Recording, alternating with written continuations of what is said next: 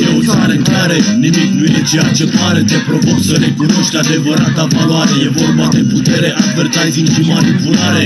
Faptele, nu vorbele, te fac să fii mare. E o țară în care nimic nu e ceea ce pare. Te provoc să recunoști adevărata valoare. E vorba de putere, advertising și manipulare.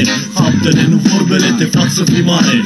Am putea să ridicăm milioane de statui, putem să ridicăm statuie oricui, ăsta e statul nimănui. Scoatem cui pe cui până rămânem fără fier. Alergăm în cerc și visele pierd. Te provoc să gândești, ai grijă pe cine iubești. Vezi pe cine respecti, pe cine crezi, pe cine vrei să urmezi. Visezi bani verzi fără să lucrezi. Nu poți să culegi fără să plantezi. E timpul să ne redescoperim identitățile. Nimeni nu vrea să ne recunoască calitățile, căci cultivăm prostia, întreținem misteria și uităm lume și limbă când fugim din România. Mentalitățile trebuie să se schimbe, schimbați imaginea. Hai să fim lucizi, întoarceți pagina. Istoria aruncă umbre lungi și ne măsoară, iar prezentul ne strivește dacă vrem calea ușoară. Mesajul e pus, e spus în 3 cuvinte. Alege un simbol să te reprezinte. E o țară în care nimic nu e ceea ce pare. Te provoc să recunoști adevărata valoare. E vorba de putere, advertising și manipulare.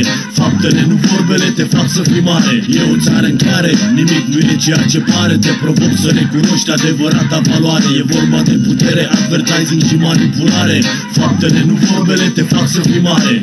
Arată-mi steaua ta ce strălucește dintre toate, mai mult decât aurul de 24 de carate. Ai grijă ce alegi când arăți cu degetul. Mulți au bani și faimă, dar le lipsește respectul, nu? Nu te considera valorile reale, doar ele rămân modele în secolele următoare.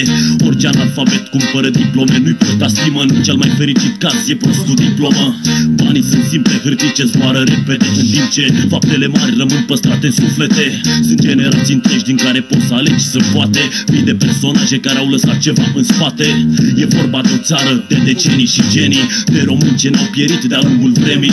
Ridicați pe postamente înalte, persoane neînsemnate. Nu vă lăsați orbiți de vorbe, ci de fapte. E o țară în care nimic nu e ceea ce pare. Te provoc să recunoști adevărata valoare. E vorba de putere, advertising și manipulare. Faptele, nu vorbele, te fac să fii mare. E o țară în care nimic nu e ceea ce pare. Te provoc să recunoști adevărata valoare. E vorba de putere, advertising și manipulare. Faptele, nu vorbele, te fac să fii mare.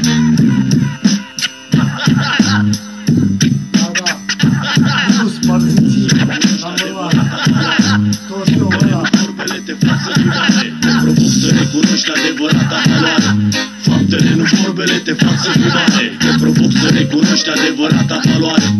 Faptele, nu vorbele, te fac să fii mare. Te provoc să recunoști adevărata valoare. Faptele, nu vorbele, te fac să fii mare. Te provoc să recunoști adevărata valoare. Faptele, nu vorbele, te fac să fii mare.